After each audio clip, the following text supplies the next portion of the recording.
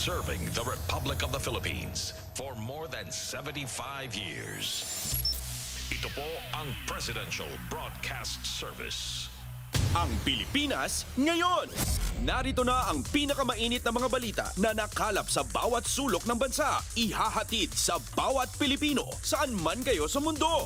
Ang Pilipinas ngayon. Pakinggan ang bawat kaganapan sa bawat lalawigan. Ito ang Pilipinas ngayon.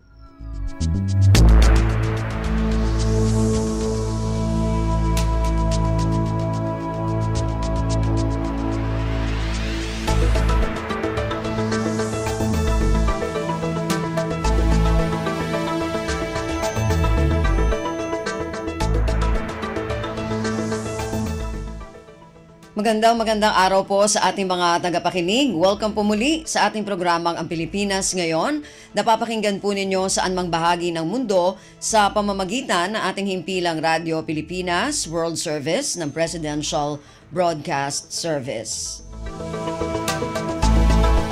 Napapakinggan po tayo sa mga sumusunod na shortwave frequencies sa 9.925 MHz, 12.120 MHz at 15.190 MHz. Ako po si Ven Blones, samahan po ninyo ako sa kabuuan ng ating programa ngayong araw na ito.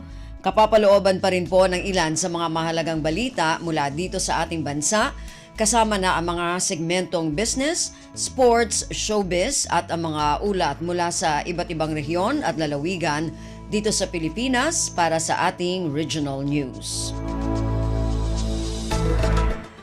Samantala, iniimbitahan po namin kayo na bisitahin ang ating Facebook page, ang Radyo Pilipinas World Service. Paki-follow, like at share na rin po.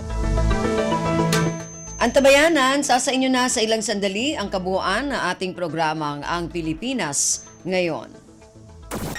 Kumpleto, detalyadong balitaan, di papahuli sa mahahalagang kaganapan. Kamustahin ang inang bayan, ang Pilipinas Ngayon.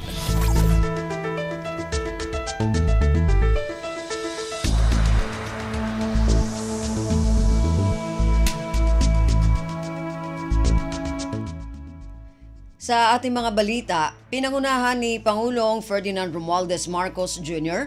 ang oath-taking ceremony sa Palasyo ng Malacanang nitong Lunes, Marso 18 para sa promosyon ng mga bagong Star Rank Officer ng Philippine National Police o PNP.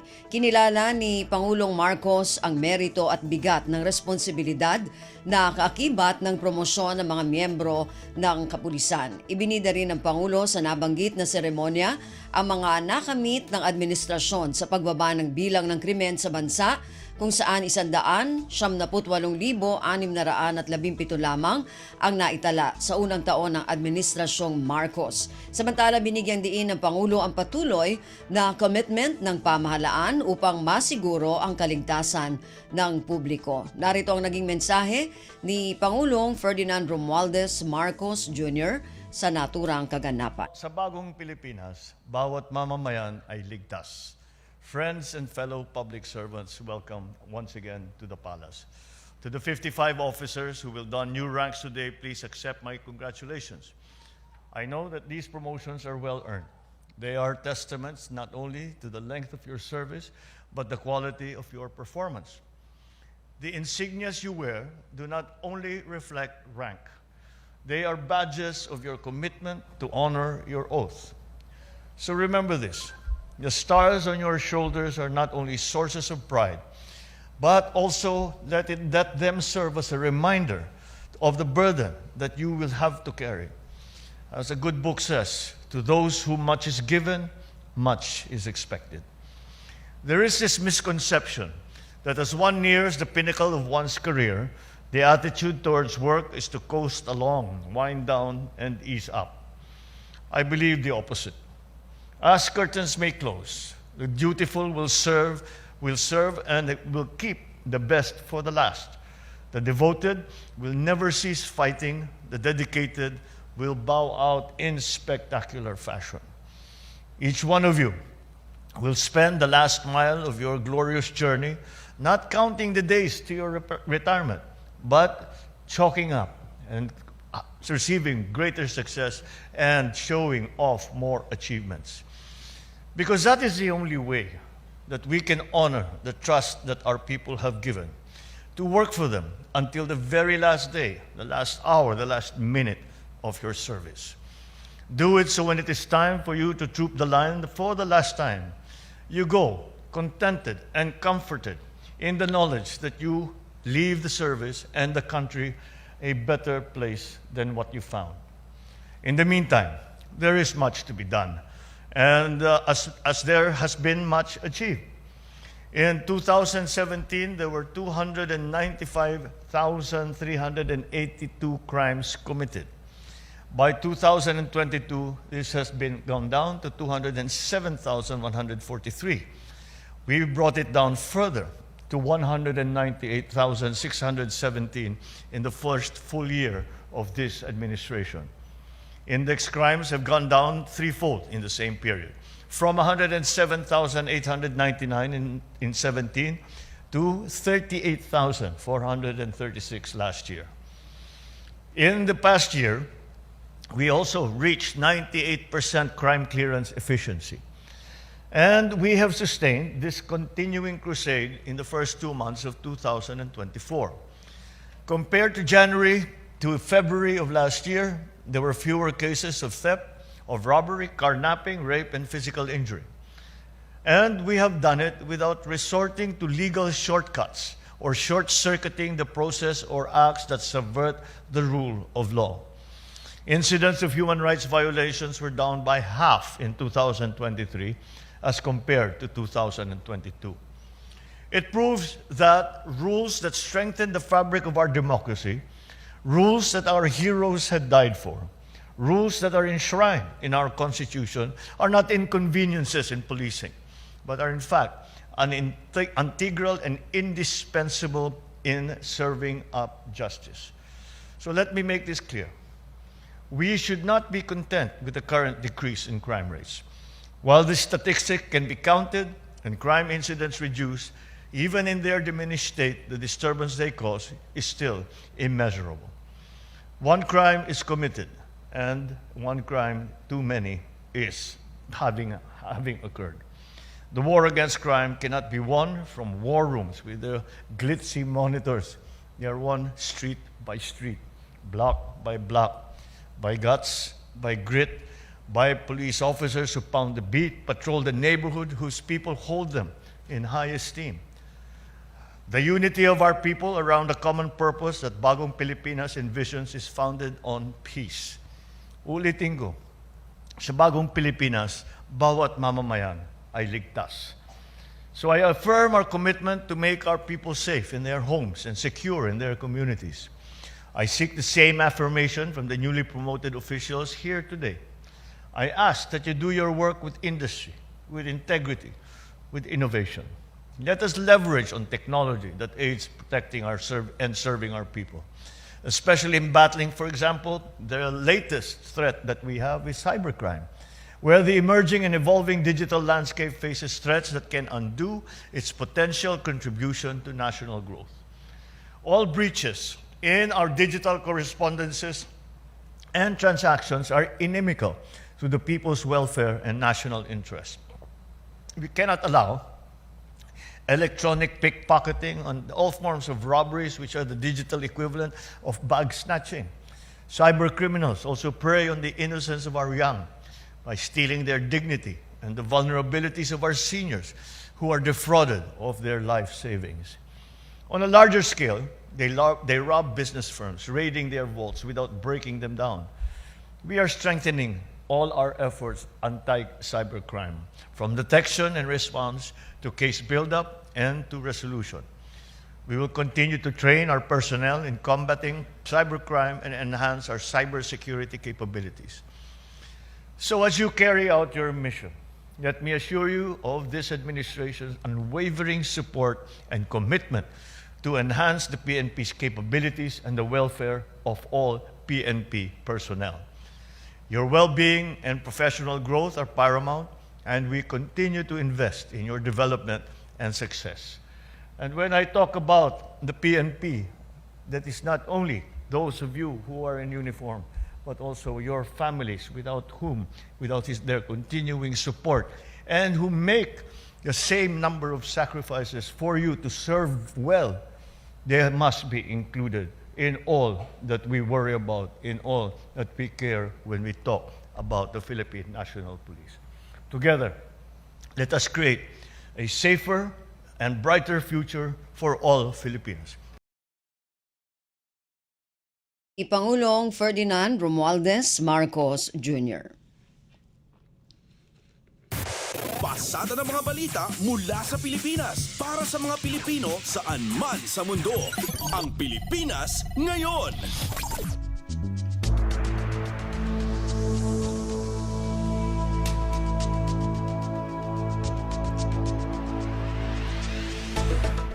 Sa iba pang mga balita, pinuri ni US Indo-Pacific Command o US Indo-PACOM Commander Admiral John Aquilino ang may prinsipyong paninindigan ni Department of National Defense o DND Secretary Gilbert Teodoro at Armed Forces of the Philippines Chief of Staff General Romeo Bronner Jr. sa huling insidente sa Ayungin Shoal. Ito ay sa pagbisita ni Aquilino noong Miyerkules sa DND kasama si US Ambassador to the Philippines Mary Kay Carlson para talakayin ang mga isyong panseguridad na kapwa-interes ng Pilipinas at US. Sumentro ang pag-uusap sa pagpapalakas ng kakayahang pangdepensa ng Pilipinas at implementasyon ng Comprehensive Archipelagic Defense Concept. Nagkasundo ang mga opisyal na pabilisin ang pagsulong ng General Security of Military Information Agreement o SOMIA na magpapalakas sa kolaborasyon ng mga puwersa ng dalawang bansa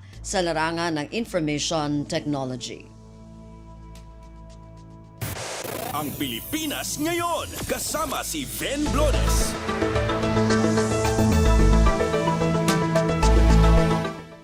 Mga magsasaka sa Oriental Mindoro na tinamaan ng El Nino, inayudahan ng Department of Agriculture o DA. Ayon sa DA, nasa 100 magsasaka sa Barangay Teresita sa Mansalay ang napagkalooban na ng suportang pinansyal. Ang detalye ng balitang ito mula kay Mary Ann Bastasa. Nakatuwang ng Department of Social Welfare and Development ng UAE government sa pamahagi ng ayuda sa mga pamilyang tinamaan kamakailan ng mga magkakasunod na landslide at pagbaha sa Davao de Oro. Pinangunahan ng DSWD Secretary Rex Gatchalian at ng UAE Ambassador to the Philippines ang pag-turnover ng relief assistance sa mga apektadong pamilya sa lalawigan kabilang na ang mga food boxes. Sa kanyang talumpati, pinasalamatan ni Secretary Gatchalian si UAE President Sheikh Mohammed bin Zayed Al Nahyan sa paglalaan nito ng 55 milyong donasyon o katumbas ng 5,000 family food packs sa mga pamilyang nabibiktima ng kalamidad o sakuna sa bansa. Ayon sa DSWD, unang batch pa lang ng mga benepisyaryo ang nahatiran sa Davao de Oro at iikot pa ito sa iba pang disaster hit areas sa bansa. Una rin nagpadala ang UAE government ng disaster response sa mga apektado ng pag-alboroto ng Mayon. Ito si Meran Bastasa para sa Radyo Pilipinas. Kumpleto, detalyadong balitaan, di papahuli sa mahahalagang kaganapan. Kamustahin ang inang bayan, ang Pilipinas ngayon.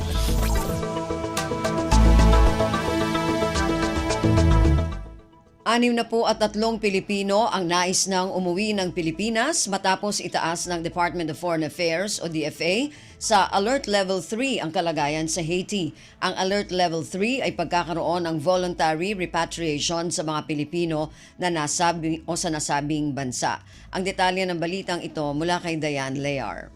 Naglabas ng joint statement ang Department of Migrant Workers o DMW, Department of Foreign Affairs o DFA at Overseas Workers Welfare Administration o OWA kaugnay sa nagpapatuloy na kaguluhan ng mga gang sa Haiti. Ayon sa pahayag, nasa 63 mga Pilipino ang nais na umuwi sa Pilipinas matapos na itaas ng DFA ang Alert Level 3 sa Haiti. Ibig sabihin magkakaroon ng voluntary repatriation sa mga Pilipino doon. Nasa 150 na mga Pilipino naman ang kasalukuyang nasa Haiti. Hinihintay hinihintay pa ngayon ang kumpirmasyon ng iba pang mga Pilipino kung ito ay papayag na umuwi sa bansa. Naghahanap na ang DMW, DFA at OWA ng flight para sa 63 mga Pilipino ngayong isinara ang mga paliparan sa nasabing bansa. At hindi rin pinapayagan ng land travel patungo sa kapital ng bansa na Port-au-Prince. Sa ngayon wala pa nga naiulat na mga Pilipinong apektado o nasugatan sa nagpapatuloy na security crisis. Mahigpit na nakikipag-ugnayan ngayon ng Philippine Embassy sa Washington, sa DMW Migrant Workers Office, sa Philippine Consul General ng Haiti at mga Filipino community sa naturang bansa kaugnay sa planong repatriation. Patuloy na lumalala ang sitwasyon sa Haiti dahil sa away ng iba't ibang grupo. May ilan na ring mga sibilyan ang naiulat na nasawi. Ito si Diane Lear para sa Radyo Pilipinas. Pasada ng mga balita mula sa Pilipinas para sa mga Pilipino saan man sa mundo. Ang Pilipinas ngayon. Posibleng ipaubaya na ng Kamara sa Senado ang pag-aresto kay Pastor Apollo Kibuloy. Ayon kay One Rider Party List Representative Rodgy Gutierrez, pangunahing may akda ng panukala para sa rebokasyon ng prangkisa ng SMNI, ang network na itinatag ni Kibuloy, mayroon ding pending detention order para sa pastor sa Senado. Ang kaibahan lamang anya ay natapos na ng House Committee on Legislative Franchises ang kanilang pagdinig at naaprubahan na ang panukala sa ikalawang pagbasa, habang sa Senado ay nagpapatuloy pa ang pagdinig. Dahil dito, para kay Gutierrez, mas mabuting Senado na ang magsagawa ng pag-aresto, ngunit nasa kamay pa rin anya ito ng liderato ng Kamara. Ganito rin ang sinabi ni House Majority Leader Manuel Jose Dalipe sa hiwalay na panayam. Anya, kung maaprubahan na sa Kamara sa ikatlong pagbasa ang franchise revocation, ay hindi na kailangang ipatupad ang contempt at arrest order. Ngunit sakaling hindi ito lumusot, maaari pa rin anya itong maipatupad. Ang Pilipinas ngayon, kasama si Ven Blones. Tiniyak ng Department of Transportation o DOTR at mga sangay na ahensya nito ang kahandaan sa pag-aalalay sa mga pasahero upang matiyak ang kaligtasan ng mga bibiyahe ngayong paparating na ang Semana Santa. Bilang bahagi ng paghahanda sa Oplan Biyaheng Ayos, Semana Santa 2024, naka-heightened alert ang DOTR at 4 na sektor nito simula sa Marso 23 hanggang Marso 31 dahil sa inaasahang pagdagsa ng mga pasahero sa mga terminal, pantalan, paliparan at istasyon ng mga tren. Naglabas din ng listahan ng mga numero o hotline ang DOTR na maaring tawagan o sa Facebook page ng ahensya kung may katanungan o may nais i-report. Nagpaalala din ang ahensya na mag-ingat at planuhin ng maaga ang mga biyahe para sa darating na Semana Santa. Kumpleto, detalyadong balitaan, di papahuli sa mahahalagang kaganapan. Kamustahin ang inang bayan, ang Pilipinas ngayon. Philippine National Police o PNP siniguro ang kahandaan ng kaligtasan ng mga biyaherong magsisiuwian sa iba't ibang bahagi ng bansa sa darating na Semana Santa. Ayon kay Police Colonel Jean Fajardo, mayroong ipapakalat ang PNP na inisyal na 34,088 na mga tauhan nito. Ang detalye ng balitang ito mula kay Raquel Bayan. Siniguro ng Philippine National Police ang kahandaan ng kanilang hanay sa pagtitiyak ng kaligtasan ng mga biyaherong magsisiuwian sa iba't ibang bahagi ng bansa para sa Semana Santa. Sa bagong Pilipinas ngayon, sinabi ni Police Colonel Jean Fajardo na mayroon silang inisyal na 34,088 na PNP personnel na ipagkakalat. Sakali anyang kailanganin ng karagdagang tauhan, mayroon namang kapangyarihan ng PNP Regional Directors na gawin ito. Bukod dito, mayroon ring reserve standby force ng PNP na handang i-deploy sakaling kailanganin ng pagkakataon. Kaugnay nito, nagpaalalang opisyal sa mga babiyahe para sa Holy Week na manatiling alerto at iwasan na ang pagdadala ng maraming gamit upang hindi na maabala. Sa Semana Santa at long weekend po ay iwasan nyo na pong magdala ng napakaraming bagahe para hindi po kayo mahirapan na magbitbit po niyan at lalo't kung kayo po ay nag-iisa para hindi po kayo masalisihan. Dahil pagka ganito pong dagsa po ang magbabiyahe ay hindi po maiiwasan na mayroon din pong mga kawatan na humahanap lamang po ng tiyempo para makapagsalisi. Mula sa Malacanang, ito si Raquel Bayan para sa Radyo Pilipinas. Pasada ng mga balita mula sa Pilipinas para sa mga Pilipino saan man sa mundo. Ang Pilipinas ngayon. National Economic and Development Authority o NEDA tiwalang matutuldukan na ang mga problema sa mga paliparan. Ito ay makaraang selyuhan na ang concession agreement para sa Ninoy Aquino International Airport Public-Private Partnership o NAIA PPP project. Ang detalye ng balitang ito mula kay J. Mark Dagala. Tiwala ang National Economic and Development Authority o NEDA na matutuldukan na ang matagal ng problema sa mga paliparan. Ito ang inihayag ni NEDA Secretary Arsenio Balisacan makaraang selyuhan na ang concession agreement para sa Ninoy Aquino International Airport Public-Private Partnership Project. Ayon kay Balisacan, sa pamamagitan nito ay mabibigyan na ng komportabling biyahe ang mga Pilipino dahil hindi na nila kailangan pumila na mahaba at matagal. May iwasan na rin nito ang pag-aantala sa mga biyahe at tiyak na makahihikayat ito na mas maraming Pilipino at dayuhan mula sa ibayong dagat na magtungo rito sa Pilipinas. Sa ganitong paraan, ani Balisacan, kumpiyansa siyang gaganap ito ng malahagang papel para matamo ng bansa ang ganap na paglago ng ekonomiya. Nakaangkla rin anya ito sa kanilang hangarin na magkaroon ng mabilis at maginhawang paglalakbay ang mga biyahero papasok at lalabas ng bansa. J. Mark Dagala, Radyo Pilipinas. Ang Pilipinas ngayon, kasama si Ben Blones.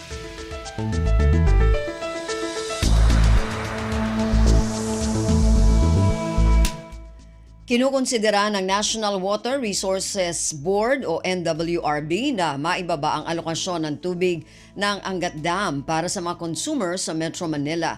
Ito ay kung magpapatuloy ang kakulangan ng ulan sa Angat Watershed.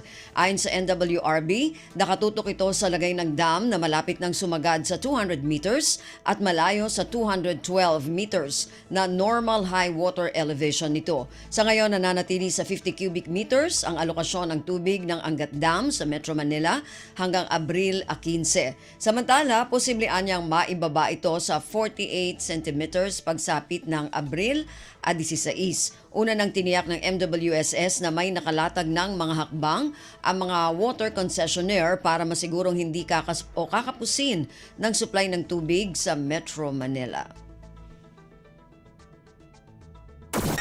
Kumpleto, detalyadong balitaan, di papahuli sa mahahalagang kaganapan. Kamustahin ang inang bayan, ang Pilipinas ngayon.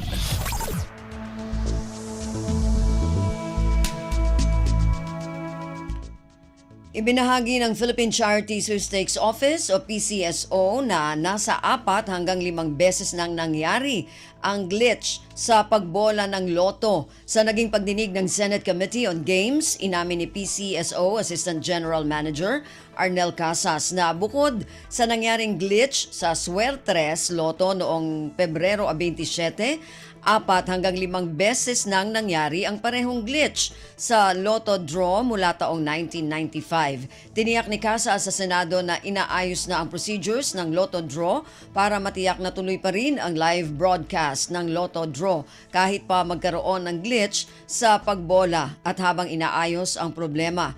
Nilinaw rin ng opisyal na naka-record ang buong proseso ng pagsasaayos ng makina. Samantala, sinabi ni Senador Raffy Tulfo na dapat resolbahin kaagad ng PCSO ang naturang problema para mawala ang duda ng publiko sa integridad ng Lotto Games. Pasada ng mga balita mula sa Pilipinas para sa mga Pilipino saan man sa mundo. Ang Pilipinas ngayon.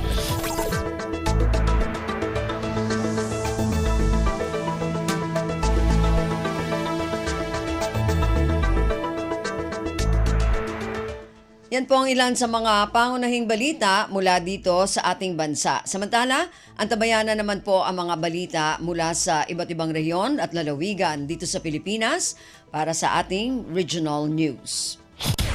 Balita mula sa lalawigan sa bawat rehiyon ng ating bayan. Dito sa Ang Pilipinas Ngayon.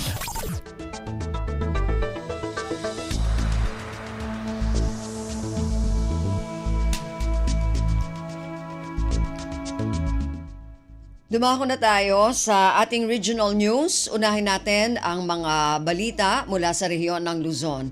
Mula sa Lawag Commission on Filipinos Overseas, hindi tumitigil sa pagtulong sa mga nangangailangan ng mga Pilipino na nasa ibang bansa. Ang detalye ng balitang ito mula kay Rani Dorilag.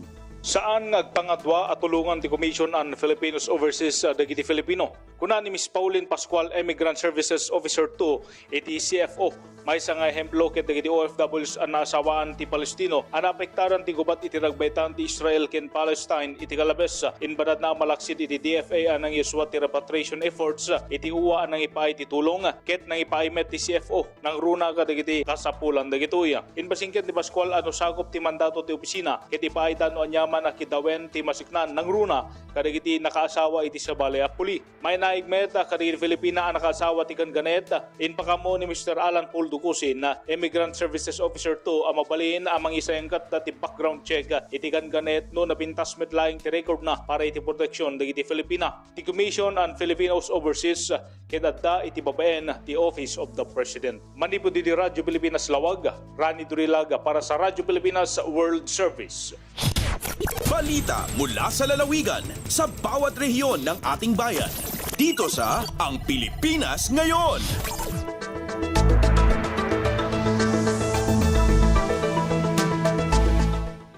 Maraming salamat, Rani. Yan ang ulat mula Lawag. Samantala, dumako naman tayo sa Agoo, Out of the Classroom Learning Experience na ipadama sa 174 na kabataang mag-aaral ng La Union sa pamamagitan ng MV Dulos Floating Book Fair. Ang detalye ng balitang ito mula kay Albert Kawile. Tapno may payan tinaisang sangayan nga out of the classroom learning experience ken tapno dadapay asa na mapukaw ti panagayadday ti panagbasa impasyar ni La Union Governor Rafi Ortega David ti agdagop sa gusot 74 nga estudyante manipod iti nadumadumang elementarya ti La Union sadyay MV Dulos Hope International Floating Book Fair. Dagiti agad-adal na nakipaset iti educational tour a simbolo iti nga gusot 74 atawan ti La Union ket taga-Sudipan Luna Rosario Pugo ken Santo Tomas.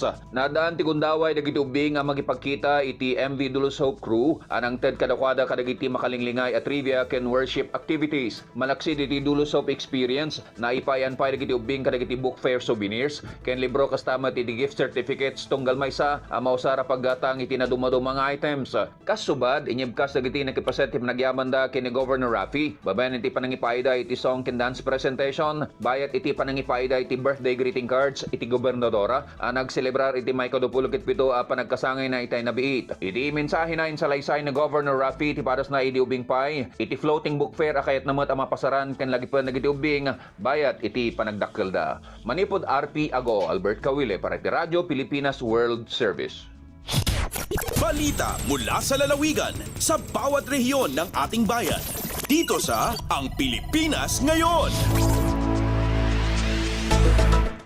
Maraming salamat, Albert. Yan ang ulat mula sa Agoo at kabuuan na ulat mula sa rehiyon ng Luzon.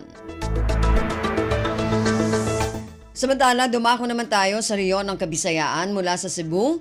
Department of Labor and Employment Region 7 nakahandang tumulong sa mga magsasaka at mangingisda na apektado ng El Nino. Ang detalye ng balitang ito mula kay Angeli Tahapal. Andam nga mohatag og tabang ang Department of Labor and Employment Region 7 ngadto na sa mga mag-uuma og mananagat nga maapektuhan sa nasinati nga El Nino. Kini maoy gibutyag ni Dole 7 Director Lilia Istiliore atol sa formal nga pagbukas sa kadiwa ng Pangulo sa Tagbilaran City sa lalawigan sa Bohol. Gipasalig ni Director Istiliore ang mga mag-uuma og mananagat sa Bohol nga maapektuhan sa El Nino nga mahimo sila nga makaduol sa buhatan sa Dole ug makapangayo og hinabang sa ahensya pinaagi sa Livelihood Assistance Program sa maong ahensya. Gawas sa Livelihood Assistance Program, mahimo usab sila nga maka-avail sa uban pang programa sa ahensya nga muhaom sa ilahang kasamtangan nga sitwasyon. Nasayran nga personal nga mitambong si Director Istiliore sa maong kalihukan, diin kauban usab niini si Bohol Field Office Chief Maria Eloida Cantona. Mitambong usab si Director Istiliore sa pagpahigayon og mga technical advisory visit sa mga nagkadaiyang micro-establishments ingon man usab ang pagpang-apod-apod og financial assistance ngadto na sa pipila ka mga benepisyaryo gikan sa lalawigan sa Bohol. Gikan dinhi sa Dakbayan sa Sugbo, Angelita Hapal alang sa Radyo Pilipinas World Service. Balita mula sa lalawigan sa bawat rehiyon ng ating bayan. Dito sa Ang Pilipinas Ngayon. Maraming salamat, Angeli. Yan ang ulat mula sa Cebu. Samantala, dumako naman tayo sa Borongan Clean Up Drive activity kaugnay sa kalinisan sa Bagong Pilipinas program ni Pangulong Ferdinand Marcos Jr. isinagawa sa Eastern Samar. Ang detalye ng balitang ito mula kay Dayan Camplon. Malangpuson nga gindumara ang Kalingat inisyatiba para sa malinis na bayan sa Bagong Pilipinas or Kalinisan Program ngan cleanup drive activity habungton San Policarpo, Eastern Samara. Din magkabakyang ini nga gindumara han local government unit na sabi nga bungto ngan Department of Interior and Local Government or DILG. Nagkiisa na sabing aktibidad ng mga barangay officials, mga tanod, ang Philippine National Police, Bureau of Fire and Protection, Forbes beneficiaries, senior citizens, mga maistra nga pirang mga estudyante han bungto. Paano yung aktibidad nga mapahitaas iton hibabruan han katawhan parte ha pagproteher hiton kalibungan ngan mabuhyog mapadigon pa iton spirit of volunteerism han kadamaan. Diin may babaruan gihapon nga ining aktibidad inusa nga pinakaimportante nga bruhaton ha ilarom hiton administrasyon ni President Ferdinand Marcos Jr. Tikang didi ha syudad han Borongan, Dayan Camplon para sa Radyo Pilipinas World Service. Balita mula sa lalawigan sa bawat rehiyon ng ating bayan. Dito sa Ang Pilipinas Ngayon.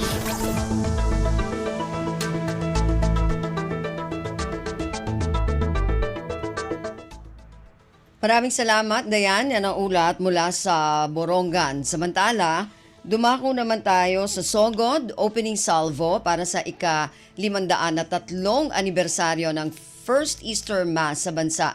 Isinagawa sa isla ng Limasawa sa Southern Leyte. Ang detalye ng balitang ito mula kay Jevic Epis.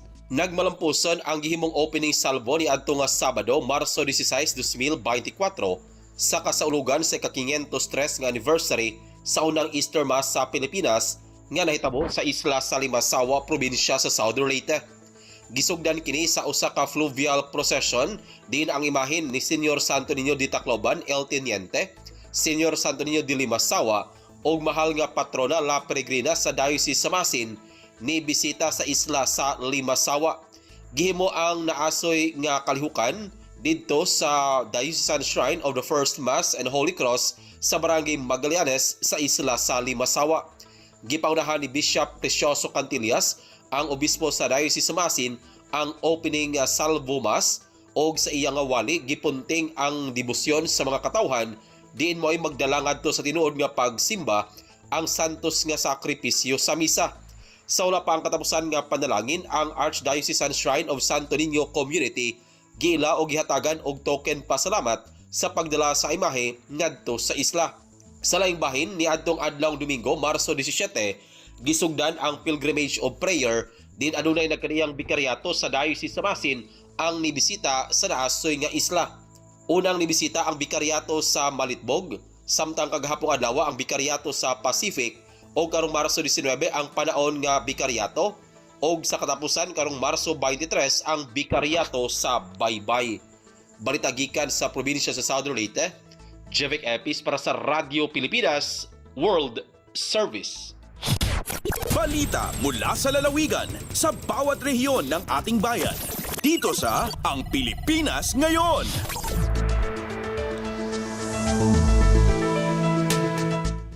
Maraming salamat, Jevic. Yan ang ulat mula sa Sogod at kabuuan na ulat mula sa rehiyon ng Kabisayaan. Samantala, dumako naman tayo ngayon sa rehiyon ng Mindanao mula sa Cagayan de Oro, Commission on Population and Development Region 10 nagsagawa ng orientation para sa Philippine Population and Development Plan of Action sa Bukidnon at Lanao del Norte. Ang detalye ng balitang ito mula kay Teza Orellana. Ang Commission on Population and Development Region 10 malampusong nagpaygayon og orientation para sa Philippine Population and Development Plan of Action para sa Human Resource Managers, Budget Officers ug Planning and Development Officers sa local government units sa Bukidnon ug Lanao del Norte. Gipaygayon kini bag-uhay pa lamang diya sa Saddle Ridge Camp Dahilayan, Manolo Fortich, Bukidnon. Tambungan kini sa nagkalain-laing mga board members ug honorables. Diin giauhag ni CPD-10 Regional Director Neil Aldrin G. Omega ang suporta sa lokal nga HRMO, PDOs o budget officers sa pagsiugda sa pagtukod sa pag-uswag sa mga lokal nga opisina sa POPDEV ug pagtudlo sa mga dedikadong opisyal sa POPDEV alang sa hapsay nga paghiusa sa yawi sa PDPOA nga estratehiya ug programa ngadto sa mga ahensya sa lokal nga kalambuan. Gikan dinhi sa Radyo Pilipinas, Cagayan de Oro, kinisita sa Aureliana para sa Radyo Pilipinas World Service. Balita mula sa lalawigan sa bawat rehiyon ng ating bayan. Dito sa Ang Pilipinas Ngayon.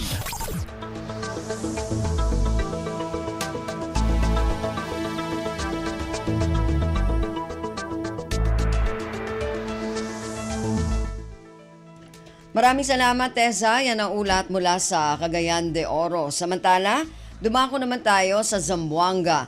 Chikiting ligtas sa dagdag bakuna kontra polio campaign ng Department of Health umarangkada sa Zamboanga City.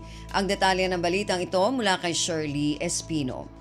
Da continua ahora el conducta del massive immunization campaign del Departamento de Salud para ng mga bata edad 0 hasta 59 meses de edad na siyudad de Zamboanga. El aktibidad que se llama Chikiting Ligtas sa dagdag bakuna kontra polio campaign y a principio del pasado mes y ay corre hasta na mes de julio este año. Puera con el mga fixed vaccination site na syudad, el mga personal del Oficina de Salud, ta continua ahora conduci el house-to-house vaccination como manera para asegurar todo mga bata ay recibir el oral polio vaccine. El gobierno local ta pidi también el suporta del mga mayores y guardian para mandaklava el aumento bakuna con el di ila mga anak. Talkansa na mas de 90,000 mga bata, edad 0 hasta 59 meses de edad, el target para recibir el oral polio vaccine aquí na Zamboanga. Desde aquí na Ciudad de Zamboanga, esta si Shirley Espino para na Radyo Pilipinas World Service. Balita mula sa lalawigan sa bawat rehiyon ng ating bayan. Dito sa Ang Pilipinas Ngayon.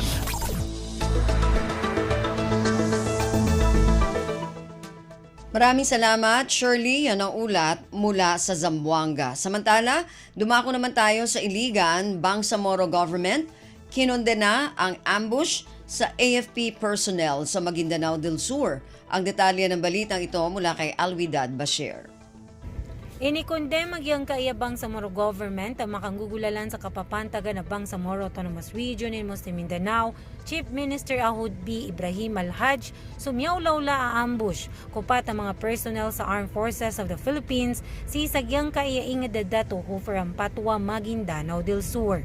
Kabasa Chief Minister Ibrahim na di mapya gyang kaiya miyaswa anta kamyaw-lawla saya sabab sa mapakaya makabina sa iniko di tano di panamanamaran agalbak para ko afta tano akalilintad sa interwa bar. Kaden so simukit may pantag ko bitira akalilintad o mga ingad o mga Bangsamoro. Inyo manumpa ni Chief Minister, giyang kotowa kapakapipikira taon sa kasakitian na giyang kaiya mga mingulaw lasaya na si idong paninitabusi sa giyang kaiya bulan na Ramadan. Yes, so masa at aralbi ko man sa mga Muslim, so kapan naman na marirang ko mga amal ang mga pipiya, ago kitaplakan ko mga rarataron. Sabab saya nagyang kaya gobyerno Bangsamoro na minikipagkoordinita din sa AFP. Para ko ugo pag-usuporta irang ko mga pamilya o mga miyang awawafat ang mga sundero. Si minisabab ko ambush sa giyang kana na miya aluya ingad sa Maguindanao. Mula sa RP Iligan, Alwidad Bashir para sa Radyo Pilipinas World Service. Balita mula sa lalawigan sa bawat rehiyon ng ating bayan. Dito sa Ang Pilipinas Ngayon.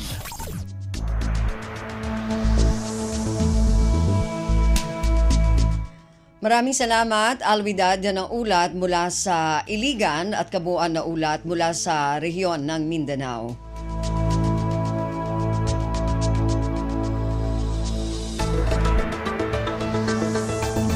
Narinig po ninyo ating regional news para sa araw na ito, kalipunan ng mga balita mula sa iba't ibang rehiyon at lalawigan dito sa Pilipinas. Samantala, antabayan na naman po ang ating mga segmentong business, sports at showbiz.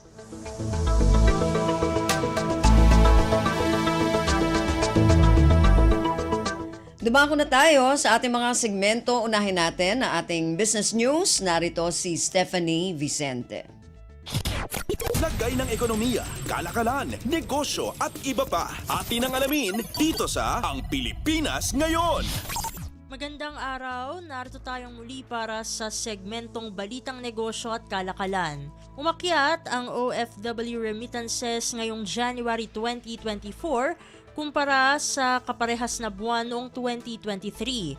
Ayon sa Bangko Sentral ng Pilipinas o BSP, ang cash remittances na ipinadala sa mga bangko ay tumaas ng 2.7% sa 2.84 billion US dollars noong Enero 24 mula sa 2.86 billion US dollars noong nakalipas na taon.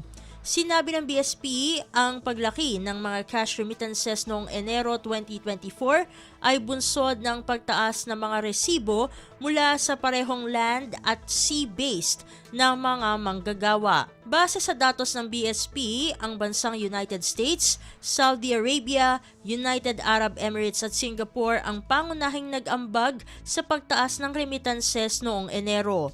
Samantala, ang mga personal na remittances, hindi kasama ang non-cash ay tumaas din ng 2.7% noong Enero hanggang 3.15 billion US dollars mula sa 3.07 billion US dollars sa kaparehong buwan noong nakaraang taon. Para naman sa taong 2023, nasa record-breaking na 37.2 billion US dollars ang personal remittances sa Pilipinas, mas mataas ng 3.0% mula 36.1 billion US dollars noong taong 2022. Lagay ng ekonomiya, kalakalan, negosyo at iba pa. Atin ang alamin dito sa Ang Pilipinas Ngayon. Sa iba pang mga balitang negosyo at kalakalan, ikinalugod naman ni House Speaker Martin Romualdez ang pagkakalagda sa makasaysayang 170.6 billion peso Public-Private Partnership o PPP Concession Agreement para sa rehabilitasyon at operasyon ng Ninoy Aquino International Airport o NAIA. Isa si Romualdez sa mga sumaksi kasama si Pangulong Ferdinand R. Marcos Jr. sa pirmahan sa pagitan ni San Miguel Corporation President and CEO Ramon Ang, Transportation Secretary Jaime Bautista at Manila International Airport Authority o MIAA General Manager Eric Jose Ines sa kasunduan.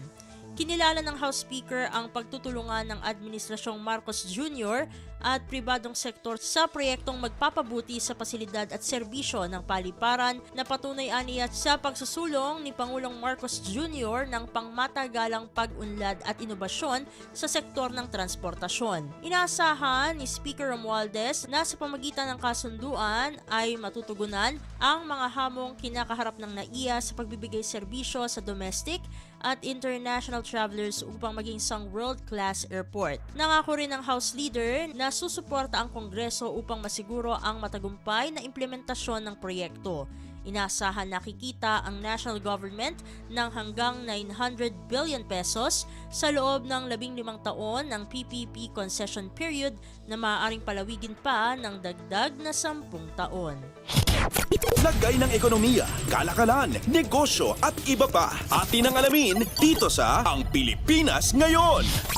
At sa pagtatapos ng ating segmento, inaprubahan ng Philippine Economic Zone Authority o PEZA ang 14.95 billion pesos na investments mula Enero hanggang Marso 15 ayon kay PEZA Director General Tereso Panga. Sinabi ni Panga na mas mataas ito ng 19.25% kumpara sa 12.53 billion pesos na inaprubahan sa kaparehong panahon noong 2023. Ayon kay Panga, inaprubahan ng PEZA ang karagdagang 2.85 billion pesos hanggang Marso 15, tumaas din ng 21.8% mula sa 2.34 billion pesos sa kahalintulad na panahon noong nakaraang taon. Para sa buwan na ito, inasahan ng PEZA na magbubunga ang mga investment na ito ng 363.77 million US dollars na export revenues at 7,978 jobs. Samantala, ang total approved investments ay tinatayang lilikha ng 11,558 jobs at makalilikom ng 1.025 billion US dollars na export. Sinabi pa ni Panga na ang economic zones ay nag-ambag ng 17% sa GDP na may 50 hanggang 60% ng kabuuang exports ng goods and services ng bansa mula sa mga locator pa lamang ng PEZA. Samantala, ibinida ni Panga na nagbubunga na ang foreign trips ni Pangulong Ferdinand R. Marcos Jr. upang makaakit ng mga investor. Aniya, noong taong 2023, 43% o tinatayang 75 billion pesos ng total 175.5 billion pesos PEZA-approved investments ay nagmula sa presidential visits. Lagay ng ekonomiya, kalakalan, negosyo at iba pa. Atin ang alamin dito sa Ang Pilipinas Ngayon.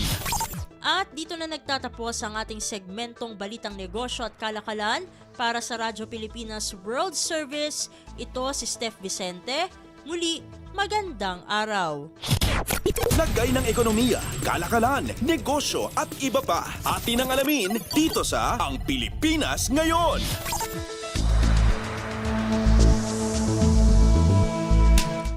Maraming salamat, Steph. Yan ang ating Balitang Negosyo.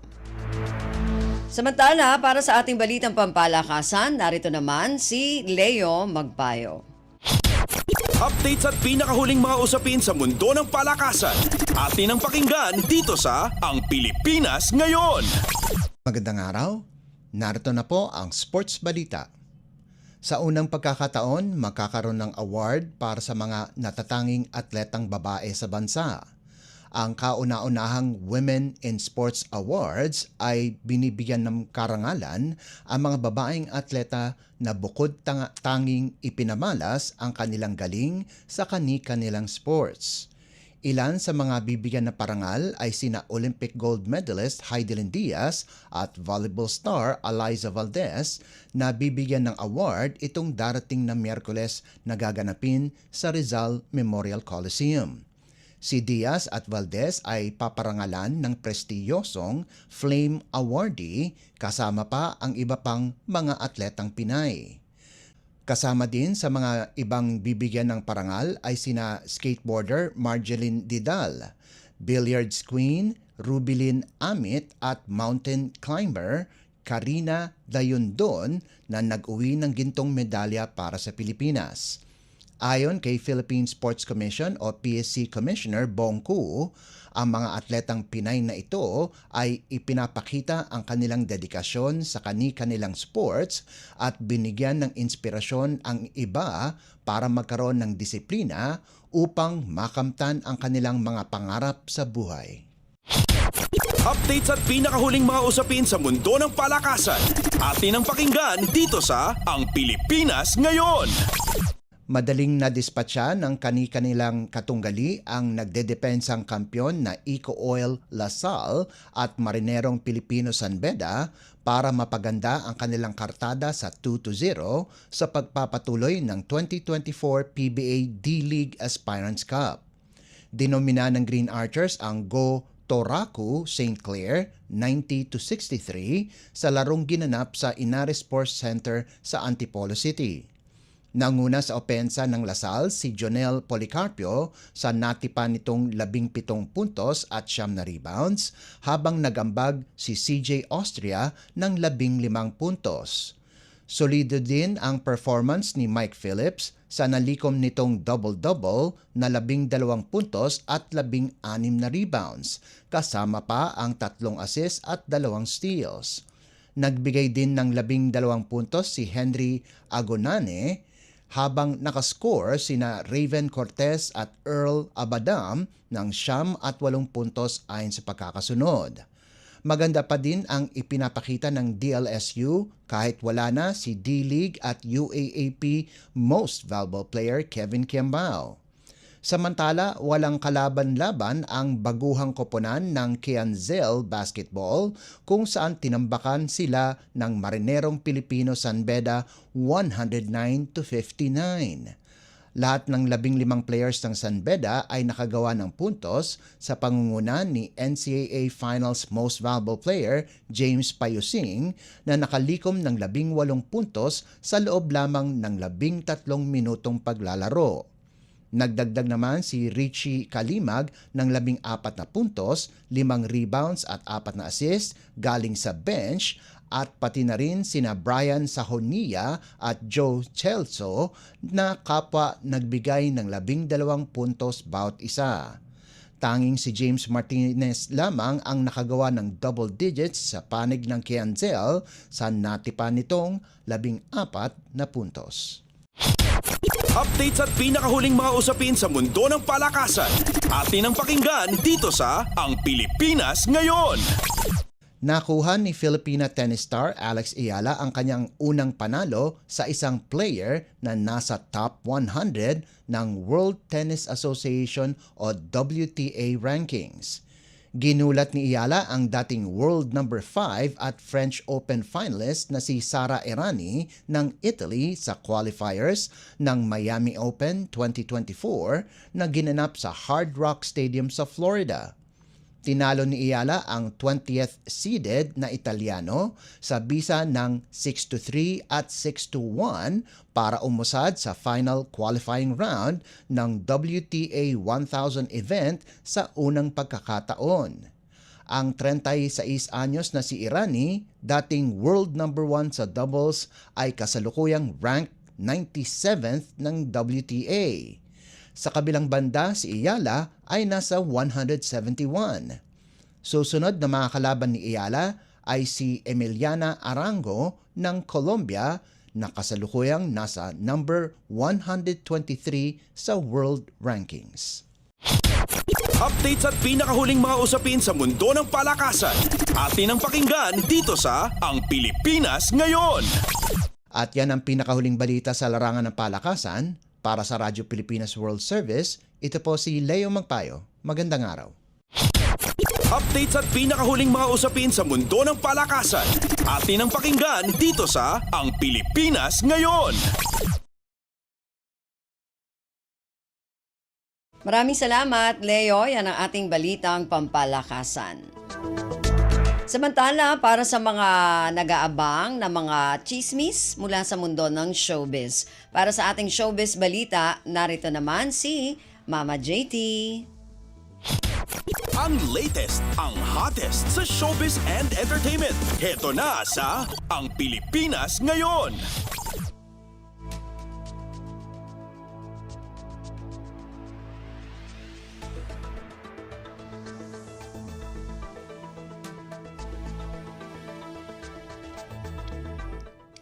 Halo! Magandang araw sa ating mga chismoso at chismosang nag-aabang ng ating balitang artista. Nandito na si Mama JT para maghatid ng mga trending na balita sa mundo ng showbiz. Ito na ang ratsyada ng mga chika. Pinaghahandaan na ng actress at fashion icon na si Heart Evangelista ang pagbabalik nito sa showbiz. At inamin ito ni Heart sa kanyang interview kamakailan. At sinabi nito na namimiss na nito ang pag-arte.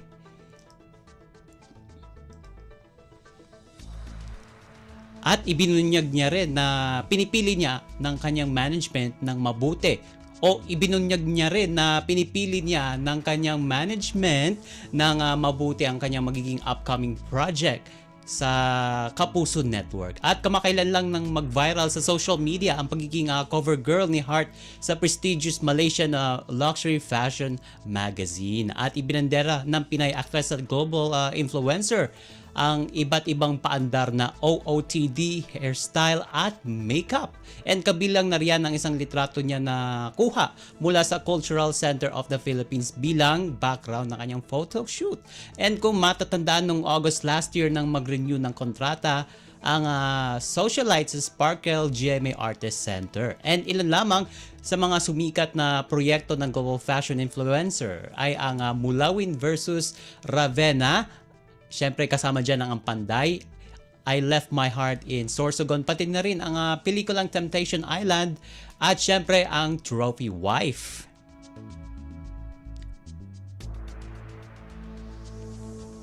At ito tila nakakita ng anghel ang South Korean star na si Park Min-kyu nang makita niya ang actress na si Nadine Lustre. At ipinost kasi ito ni Min-kyu na isang celebrity sa South Korea sa kanyang Instagram account ang isang video na magkatabi ang dalawa habang nagpo-post sa kanilang camera. At nangyari ito sa dinaluhan nilang event ng isang luxury brand sa South Korea.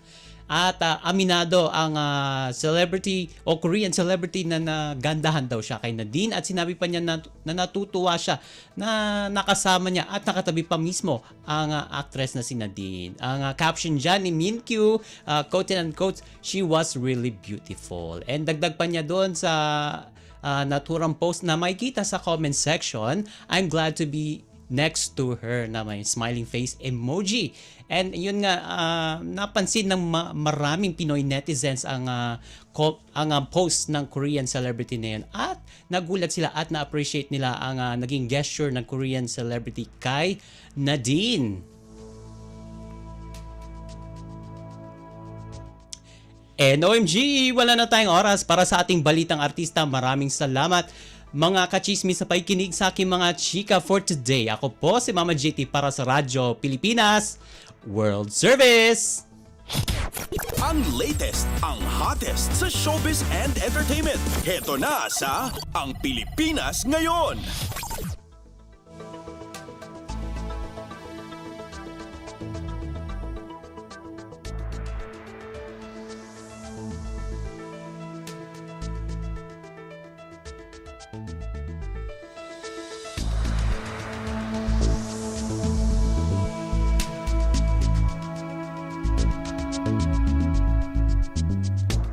Maraming salamat, Mama JT. Yan ang ating balitang artista.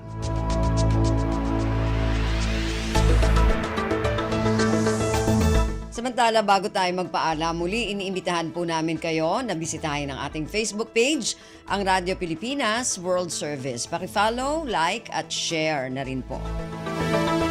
Narinig po ninyo ang kabuuan ng ating programang Ang Pilipinas. Ngayon, magpapasalamat muna tayo sa mga nakasama natin sa ating programa ngayong araw na ito. Sa ating technical side, kina Milo Jonella, Susan Aizon at Anthony Pimentel. Maraming salamat din sa mga nakasama natin sa ating mga segmento para sa ating balitang negosyo kay Stephanie Vicente, sa ating balitang pampalakasan kay Leo Magpayo, sa ating balitang artista kay Mama JT at syempre sa ating executive producer ngayong araw na ito kay Jerome Toledo at sa mga kasama natin na nag-ulat mula sa iba't ibang rehiyon at lalawigan dito sa Pilipinas para sa ating regional news at sa ating station manager na si Mr. Ray Sampang.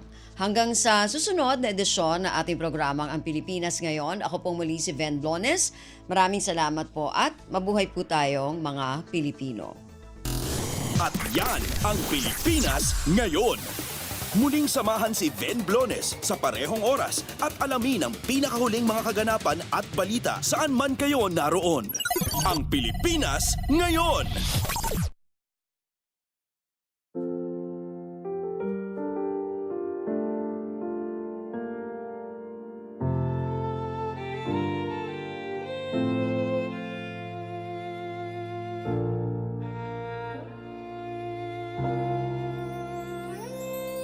Ang tanging may pamamaan ako'y edukasyong Pilipino.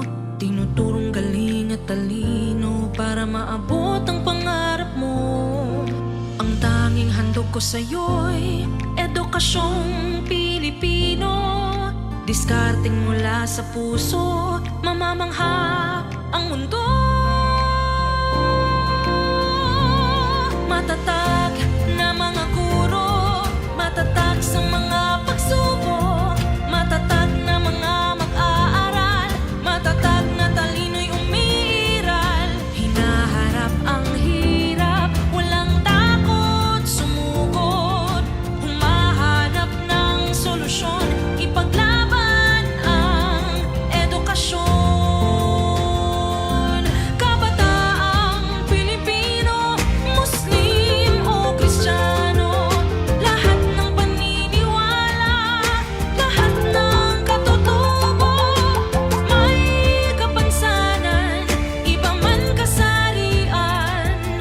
Ang ating pag-aaral ay ating karapatan. Ang ating pag-aaral, pang-ahon sa kahirapan. Matatag na mga guro, matatag sa mga pagsubok, matatag na mga mag-aaral, matatag na talino'y umiiral. Hinaharap ang hirap, walang takot sumugod, humahanap ng solusyon, ipaglaban ang edukasyon. Ang tanging alay ko sa'yo'y edukasyong Pilipino, matapat ng pamamaraan.